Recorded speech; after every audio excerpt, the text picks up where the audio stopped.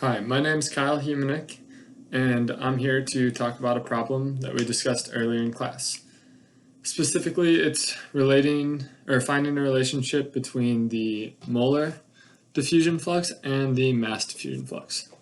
So, let's say we have a sealed container that has two components. We'll call one component A and the other component B.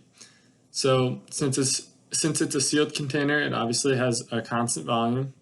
And we're going to, components A and B will be at the same pressure, and we're going to keep it at a constant temperature. So initially, components A and B are divided by a divider down the middle. And after that divider is removed, A and B become mixed. And there's a few things we can initially see just from this mixture.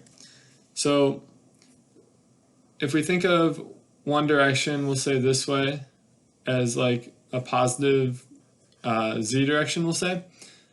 We know every time a mole of A goes to the right in the positive direction, a mole of B is going to the left in the negative direction. So this means that the molar flux, the total molar flux will be equal to, the total molar flux is defined as the molar flux, the sum of the molar flux of the components. So molar flux of A plus the molar flux of B. And if we know the molar flux of A and the molar flux of B are equal and opposite, means we know this is equal to 0. From this we can see, since another definition of the molar flux is the molar concentration times the molar average velocity, which we'll use V bar for. And since we know the molar flux is 0, and we know the concentration is obviously not 0 as we have material in the container, that this is equal to 0, this is not equal to 0. So that means we know, to make this equation true, the molar average velocity is equal to 0. Now, similar to the molar flux, the molar diffusion flux, the sum of the components of molar diffusion flux is also 0.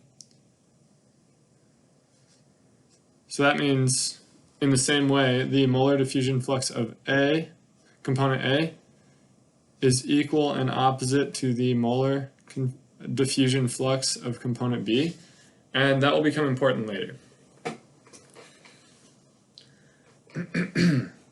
So first, to begin finding a relationship between the molar diffusion flux and the mass diffusion flux, let's write out the equation for just mass diffusion flux. Or let's start with molar diffusion flux. And I'll use component A. So the molar diffusion flux of A is equal to the molar concentration of A multiplied by the velocity of A minus the molar average velocity, which we know that is 0.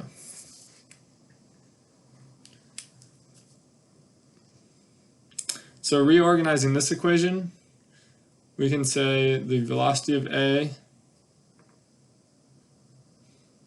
is equal to the molar diffusion flux of A over the concentration of A. Now, the equation for mass diffusion flux. Mass diffusion flux of A is equal to the mass concentration of A multiplied by the velocity of A. And this is the similar term that we can see between both equations, minus the mass average velocity. So, step 1, we can take this velocity of component A and put it into our mass diffusion flux equation. That will leave us with mass diffusion flux of A is equal to the molar concentration of A multiplied by the molar diffusion flux of A over the molar concentration of A, minus the mass concentration of A times the mass average velocity. And that was me just distributing the molar concentration of A and replacing the velocity of component A with the molar diffusion flux of A over the molar concentration of A. Alright, and now we see this here, where we have mass concentration of A over molar concentration of A. So if we think about it, this is kilograms per meters cubed over moles per meters cubed, or even more general, kilograms or mass over volume over moles over volume. So that means our volumes will cancel and we are left with kilograms per mole or mass per mole. So this we can think about as the molecular weight of component A.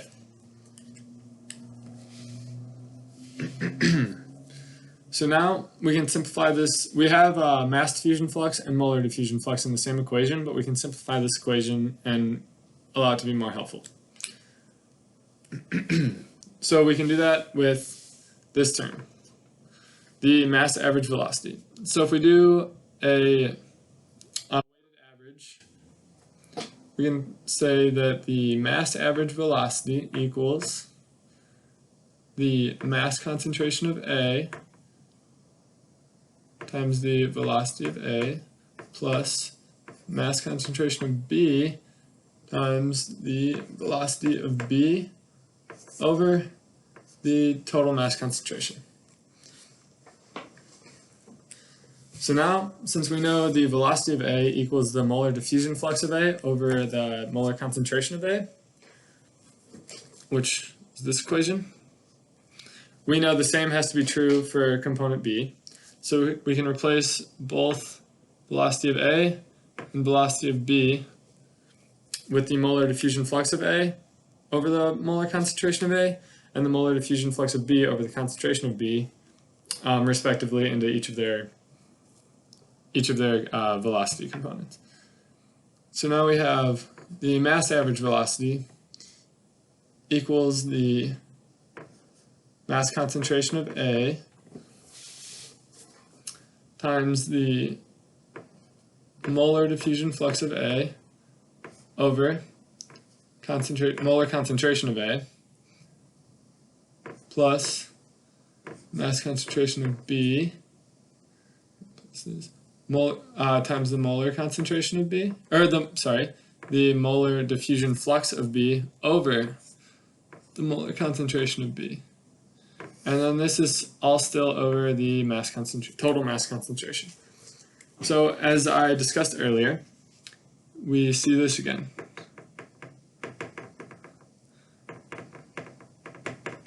And that is the mass concentration over the molar concentration, which is just equal to the molecular weight of that component. So this simplifies down to the mass average velocity equals the molecular weight of A times the molar diffusion flux of A plus the the molecular weight of B times the molar diffusion flux of B, all over the total mass concentration. And as I mentioned earlier, since we know the molar diffusion flux of A is equal and opposite to the molar diffusion flux of B, we can replace, in this case I'll replace the molar diffusion flux of B with negative of the molar diffusion flux of A. And we'll see why that's important in a little bit.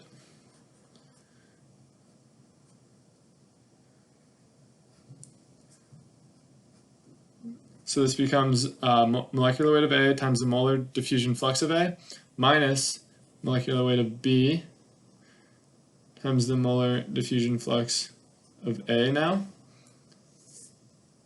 over the mass concentration. So now we can plug back in our mass average velocity term back into our equation. So we now have the mass diffusion flux of component A is equal to the molar diffusion flux of component A times the molecular weight of component A, as we replace the mass concentration of A over the molar concentration of A with the molecular weight of A, minus mass concentration of A multiplied by this new velocity equation we have, mass average velocity. So that molecular weight of A times the molar diffusion flux of A minus molecular weight of B is the molar diffusion flux of A, or minus the molar diffusion flux of A, molecular weight of A times the molar diffusion flux of A minus molecular weight of B times the molar diffusion flux of A, all over the total mass concentration. So now we have a molar diffusion flux in each term, so we can pull that out. So we have molar diffusion flux times, and we see that we have, if we distribute this in, we would have mass concentration of A over total mass concentration. So mass concentration of a component over the total mass concentration, we can just think about as a mass fraction. So if we pull out the molar diffusion flux, and then this becomes the mass fraction of component A, we're left with the molar diffusion flux times the molecular weight of A minus the mass fraction component A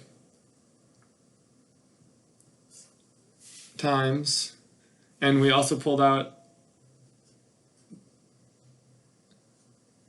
these molar diffusion flux, which is why we have this molar diffusion flux times everything in parentheses. So we have molar diffusion flux of component A times the molecular weight of component A minus the mass fraction of component A. And then in these parentheses we have the molecular weight of component A minus the molecular weight of component B.